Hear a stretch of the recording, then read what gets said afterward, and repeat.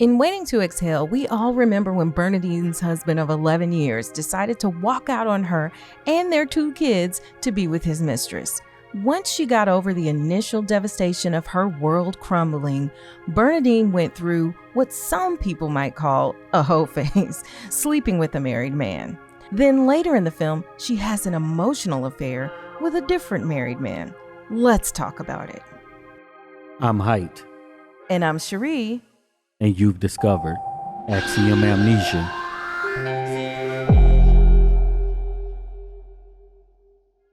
We want to thank all of the supporters who helped to make this video possible. If you want your name to appear alongside these contributors, make a one-time donation via Cash App or click the thanks button on this video, or you can head on over to patreon.com/axiomamnesia or become a channel member by clicking the join button to enjoy all of the benefits of becoming a monthly subscriber. So at this point in the film, Bernadine has started going out and dating again. She's being a little bit reckless, having casual sex with a married football player. After all, she's been consumed with being a good mother and wife, and she probably hasn't spent a lot of time focusing on herself and just having fun. So as you watch this breakdown of these scenes, go to the comments and weigh in on this question. Was Bernadine wrong for having sex and having an emotional affair with a married man when she recently had been on the receiving end of infidelity that led to the breakup of her own marriage? Or was Bernadine just having some harmless fun? Now, my opinion is that Bernadine was most definitely wrong, and I'm glad her friend Gloria told her so regarding sleeping with the married football player. But being wrong isn't the end of the story. After all, we're all wrong sometimes. I don't think that we should call Bernie wrong without acknowledging all of the pain and experiences that led her to such a place of ambivalence regarding sleeping with another woman's husband, and the pain that she knows all too well that it could cause the wife. Now, some of y'all are thinking it's not the responsibility of the other woman to concern herself with the wife. After all, the man is the one with the commitment to the wife, not the mistress. And while this may be true, what about just the basic common care and decency that you would show anybody? Most of us don't try to hurt other people on purpose, but what about when our desires require that we completely disregard other people's feelings? Even though Bernadine wasn't planning on anything serious with the married football player, what if they had fallen in love with each other and another marriage was destroyed in the process? This is just something to think about, but let us know in the comments what you think as you watch this breakdown of Bernadine outside having a good time after the breakup of her marriage. I don't know why they call this mess happy hour. So the crew goes to the club and Bernadine shows up with a Halle Berry haircut. It's short. It's a short crop pixie type thing. It is not the Halle Berry. You will be corrected What's and chewed up and with eaten the up. Halle Berry? Because it's more on top. It looks just like The it to Halle. me. No, Halle has more on top and in the back.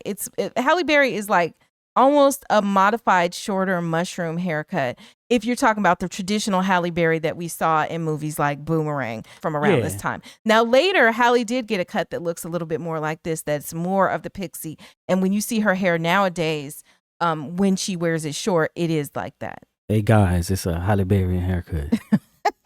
So, I don't know, was this the last era where people actually smoked in movies? Because you just don't see it like that anymore. Bruh, if you're smoking in movies now, it's because you're evil. Yeah, a villain. That's it.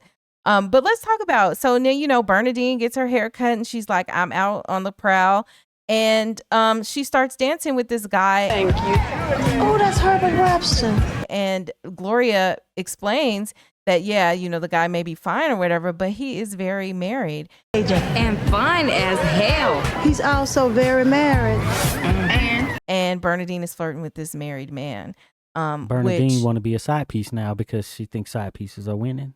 And you know what? I think that, I don't know how often and how that works, because I tend to believe that, side pieces are born. You got the wives and you got side pieces, and either you raised to be a wife or you raised to be a side piece. And but what is this from her? Why is she doing this? Because she's hurt and she's angry, and because I think that she feels like I'm not, just like other people don't care. It's kind of like the F the world attitude. It's like nobody cared about me. I was loyal and therefore I'm not going to be loyal anymore. I don't care that his wife might be home getting hurt by, even right now, all she's doing is dancing, but we do learn later that that ain't it, you know? So she's not going to have a conscience about those things anymore because she's hurt. She can just go around and hurt everybody else. It's all good. So we even see Bernadine go so far as to say, if his wife is at home, he better watch out for me. If his wife's at home, he better watch out for me. Ooh, give me some. So like she's just now gone from probably a decent and loyal wife and person to this just disrespectful side piece. Yeah. And none of the friends are like, no, don't do that. The only one who seems slightly like that is Gloria, but she's not going, lecture. The other friend, but see, also we have to remember Gloria is a little bit older than them.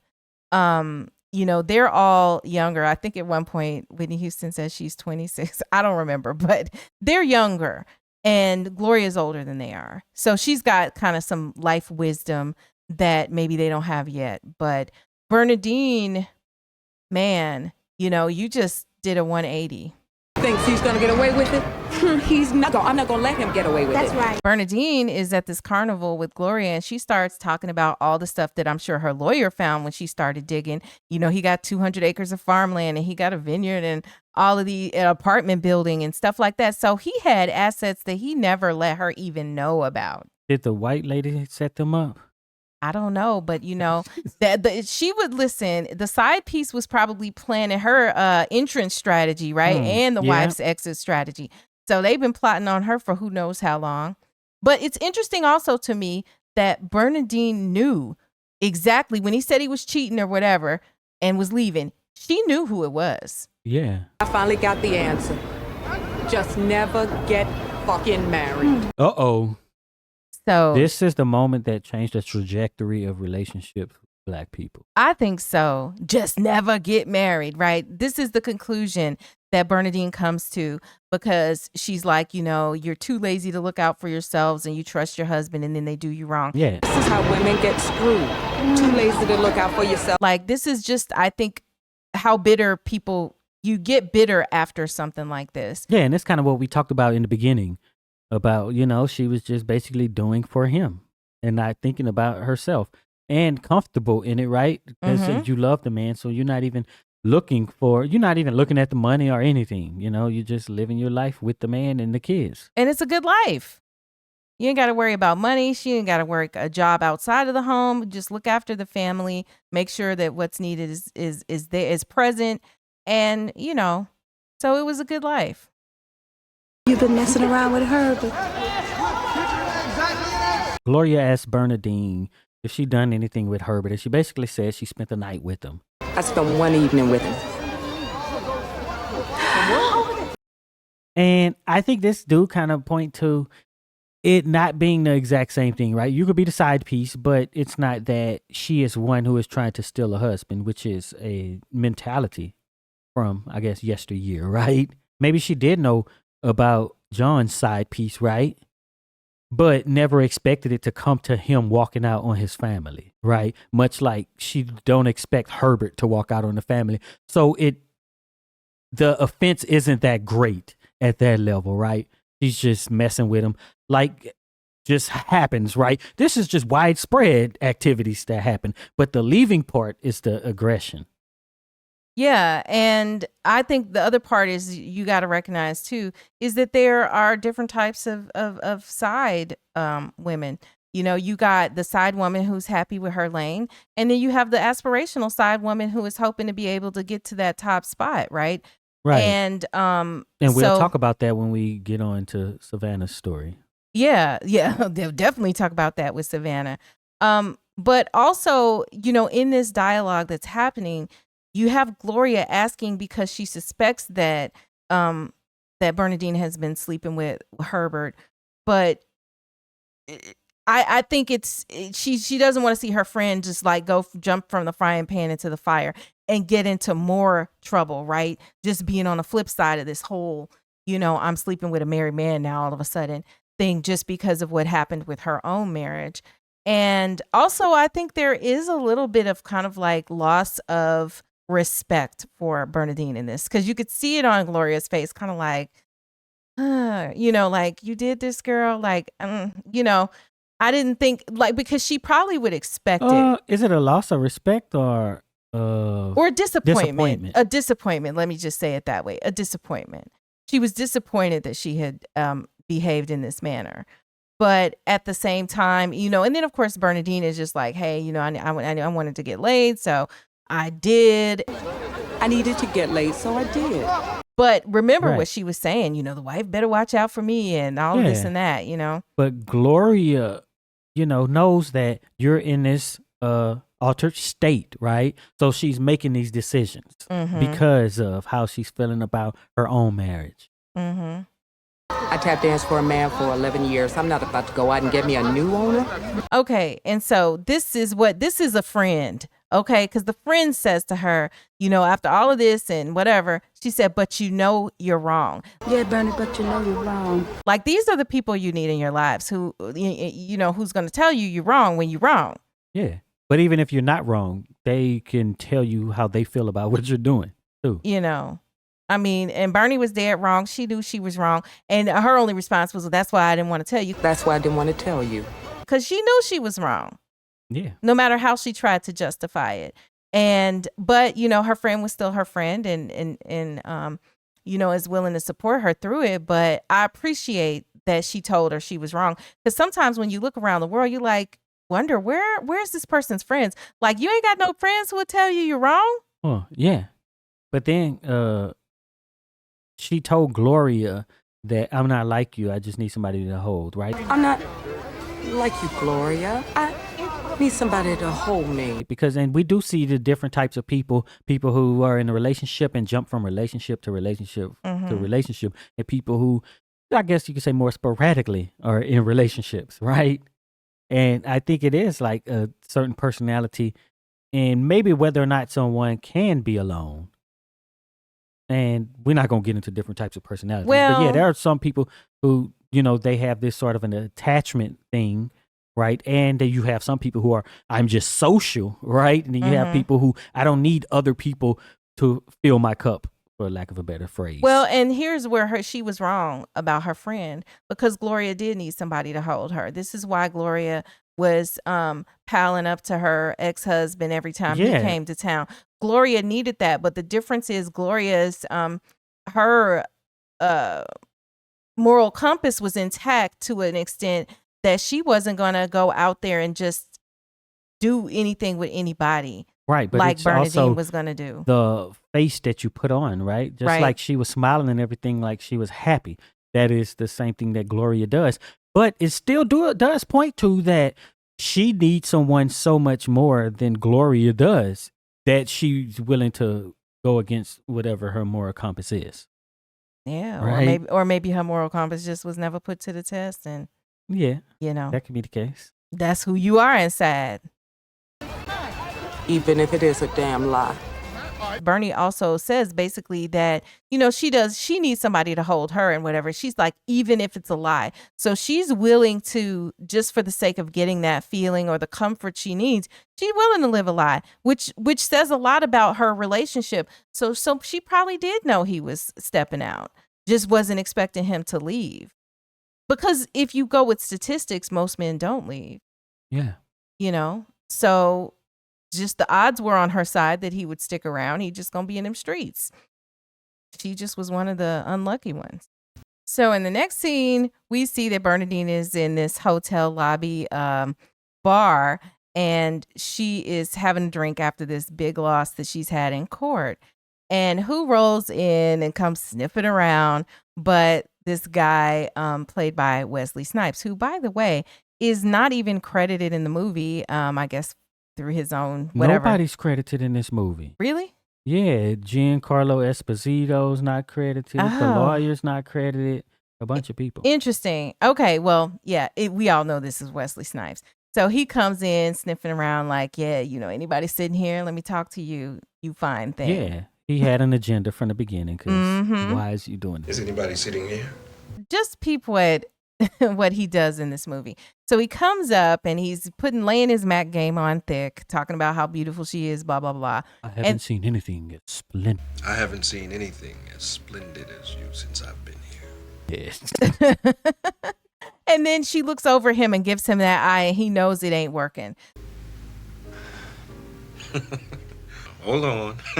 So then he decides to come, I've been working and I'm working hard and I came down here to get a drink. And then I'm going to go home tomorrow to my lovely wife. And in the morning, I look forward to returning home, my lovely wife. You know, so Yeah. now it's like, see, I wasn't really trying to come at you because I have a wife, right? Give me a break. No, I don't think that's what it is. Okay, well, what is it? As a former player, now I'm Shut joking. up. So what You he's better be doing former. is he tried the whole, hey, I'm trying to get with you and maybe spend my life with you into the, okay, let's just do this temporary thing, right? I got a wife, so don't think that I'm trying to spend my life with you and you have to commit to that. I think that's what he's doing. Okay, all right. Listen, I'm gonna take the logic from a man. No, don't I'ma take tell it from you- a man. That's just what I think I'm is gonna happening. I'm gonna tell you how I perceived it from a woman's perspective, but you could well be right. I mean, I what you're saying makes some sense to me. Maybe he just switched tactics. Yeah, because he didn't leave or give up, right? So it has Mhm. to be that he's trying something new.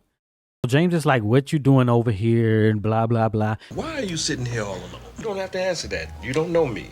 And she's like, I'm getting a divorce. I'm getting a divorce, James. I'm sorry to hear that. James says, I'm sorry to hear that. Yeah, well, it happens. Huh? But he's really happy to hear that. Because she's vulnerable, right? Yeah. He's like, he's predatory. He is slinked over, James, bro. you know. And I know some of you guys in the comments will talk about exactly how predatory he Yeah, is because of what happened in the book series. But we're going to kind of stick to the storyline of the movie. Yeah, in the movie, it's a very romantic scene. So James continues to butter her up and try to finesse her and stuff. But one dynamic I wanted to mention is this idea of when she gets a little standoffish with him, he's like, hey, well, you don't have to answer my question. You don't know me, right? And you and I were talking about how, within our culture, it's like that's the first response when somebody does something that's kind of crosses our boundaries. We're like, hold on, you don't know Bruh, me. You don't know me. You know what I was just thinking? What? All right, so we were watching somebody on YouTube, and they do, I guess, I don't know, skits, pranks, or whatever. Mm-hmm.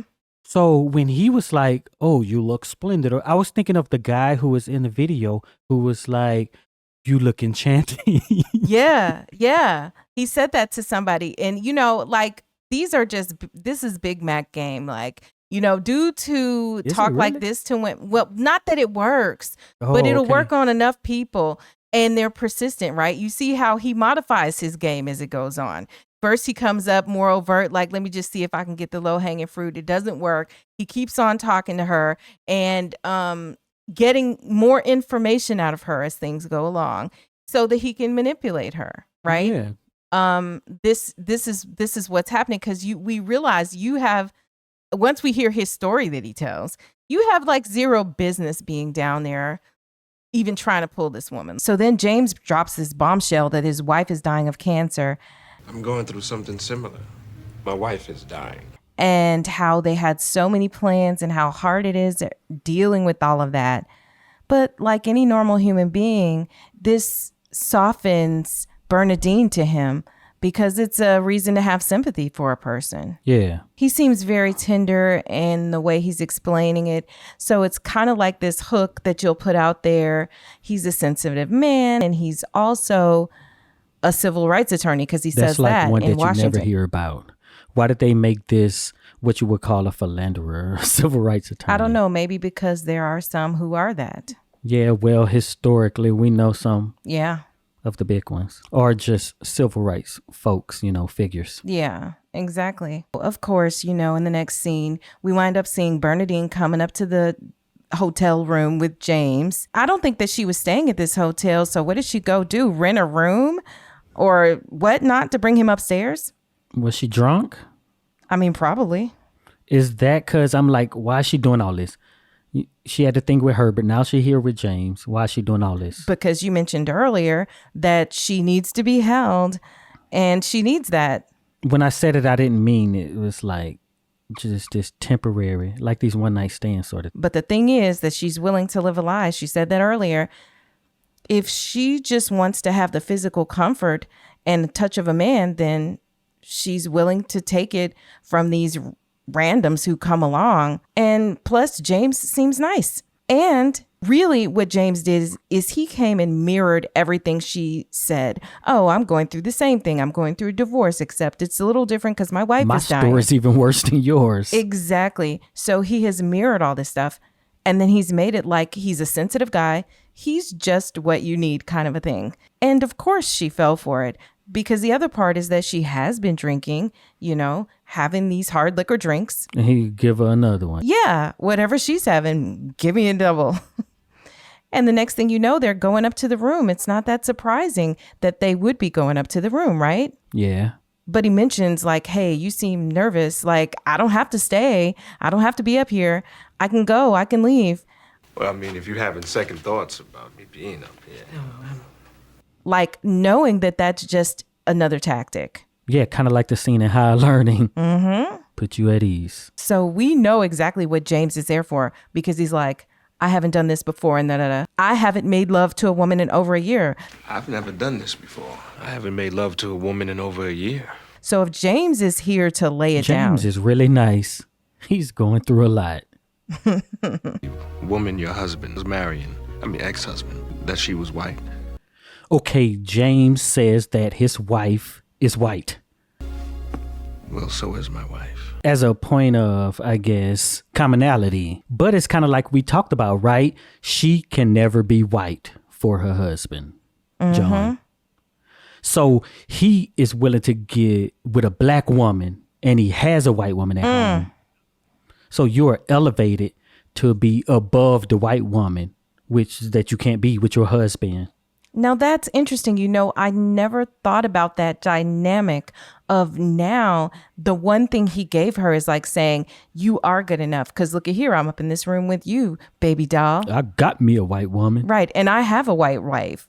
You know, that's interesting. I never thought about that. Another tidbit that we get from this is that John, her husband, is actually going to marry this woman, right? Because in the conversation we don't see on camera, this is what she has told James because we hear him repeat it back. Well, because they must have talked while they were down there before they came up to the room. She must have told him that John is going to get married to this side woman. The score here is good, though. I like how they threw this in there. I like it, too. You know what that is? That is Aretha Franklin's song, Hurts Like Hell, that is on the soundtrack. I love this song. So then we hear the explanation of why he's staying with her, with his wife, even though she's dying. I love her. And I would never leave her under any circumstances. Of course, it's that he loves her, and he says that he'll never leave her under any circumstances. I mean, I just need to hear that. I think as a woman watching this movie decades ago, and even now, like when you hear that, that is just like amazing. Whenever he says, I'm committed to what I'm committed to, right? And she has hope that once the wife dies, then she can be that. Well, that is a question that we actually asked a poll question about not that long ago, about whether or not they got together after his wife died. And my recollection is that it was about 50-50, but that's when people came in explaining that, yes, she, you know, they read the book and she does lead him and she does leave him, but we won't ruin it for those of you who haven't read the book. But I will just say that in this moment, with just this scene and what we've seen here in the movie, I was like, Wesley Snipes seems like the most upstanding, decent guy, even though he's up in this bedroom, in this hotel room with this woman he ain't got no business being with. He seems like a decent guy, and you can understand how this could happen. When I think about it, Wesley Snipes is a better actor than Angela Bassett. Ooh, now why do you say that? Because of the different roles, he's a totally different person in all of them that we've seen him in. So he's not the dude from Jungle Fever right here? This may be close to, but he's not true story. Right. He is not Nino Brown in New Nino Jack Brown. City. He is this smooth talking lawyer. He's not the Blade. Yeah. Well, one thing I will say about Wesley Snipes, I do think that he is smooth in almost every role. That is just who he is. Probably just part of his zhuzh that he has. One of the earlier scenes with Angela Bassett, I thought of Keke Palmer because she does these impersonations of her, right? And if you can do that, then that means she is doing the same thing in each role. Even though she may be good at that, right? It's not saying that she's not a good actress. It's saying that she does these same things. But to be a different character, I think you have to embody the character. That's true. Their reactions, the way they speak, all of that would be different. The patterns of speech, all of that. Signature facial expressions is something that, like with Angela Bassett, kind of like Don't say Kerry Washington. I was gonna say Kerry Washington, yeah. Right? Those weird lip movements and things like that. And we see Angela do something similar. Maybe that's where Kerry got it from. She was kind of her predecessor. But Angela does these weird movements. They are kind of like the same. Again, but I do think that she is an amazing actress. Don't get me wrong.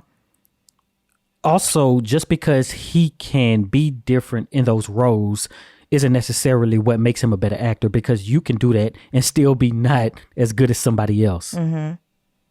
Interesting. I just have to stop here again and say just how freaking good the soundtrack is in these moments. It's working. Is this the instrumental, or is it replayed for the score? It's the instrumental extended out, and then it's going to turn into the song. Oh, so it's actually redone as the score. Oh, yeah, it's the score. I said instrumental. So it's the score. An actual score. It's great. I love how he did this. Someone felt that way about me once. Earlier in the scene, Angela said that, you know, the circumstances that they're both in, right, they hurt like hell. It hurts like hell. And she goes on to say that someone had felt that way about her, but he had stopped. And I question whether John ever felt that way about her, honestly. But he stopped. So, you know, I can gauge how good the scene is by whether it makes me tear up. You start crying? No, I'm not crying. Exactly. Exactly. Wow. But it makes me tear up when I hear it coupled with the music. That lets me know that even after the bajillionth time of seeing this movie, and there are very few movies that can tear jerk me every time. Go to the comments. Let me know if y'all cried. If you cry when you watch this. Because here's the thing about it. It's that we know that she was sleeping with Herbert, the ex-football player or whatever he was, and knew that that was wrong. Gloria is like, this is wrong. But in this moment, they've hooked it up where it's like, we want her to make tonight beautiful with him, which you think means they're about to have sex. But at the same time, we know it's wrong because it's juxtaposed against her and this last man she's been philandering with. And we don't want to see her do that. But in this moment, she's in pain, needing to heal her wounds. And it's just an incredibly jacked up situation that has been summed up in this scene, along with, you know, the beautiful song that Aretha Franklin is singing, Hurts Like Hell, and the tear jerking of the moment. And I'll just say, you know, it worked. It worked then on me, and it works now.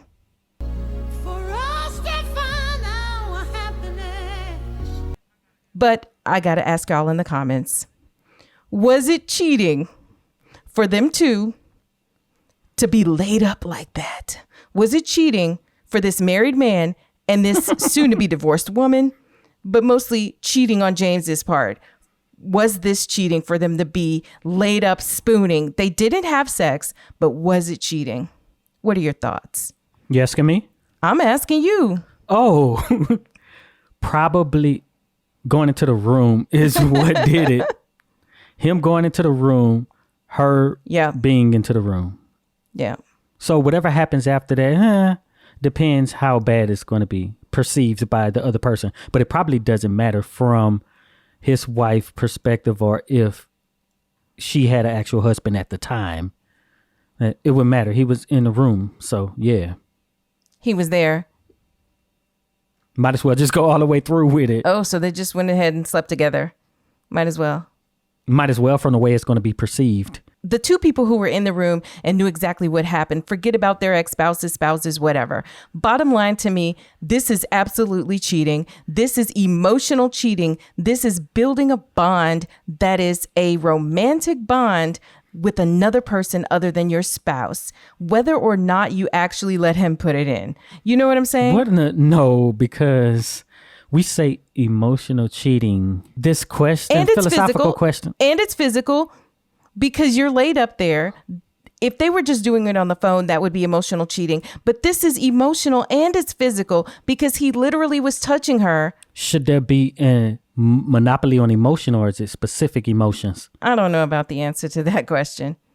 Is there a monopoly on emotions? I would say it's highly inappropriate for a married man to be spooning another woman while his wife is dying. That's what I would say. That's the hard part. The analysis of what happened here. But the emotion, as a viewer, it makes me be like, oh, he held her. I can't wait for them to actually get together. All these movies show right? is that things aren't just black and white all the time. It's not. We try to make it But like I want that. you to know that if you laid up with a married man and you spooned like this, that is cheating, ladies. That is cheating. All right. We really appreciate everybody watching. Type emotional cheating in the comments if you stuck around to the end to let us know that you actually watched the whole video. Thanks. And be sure to check out one of these videos on the screen right now.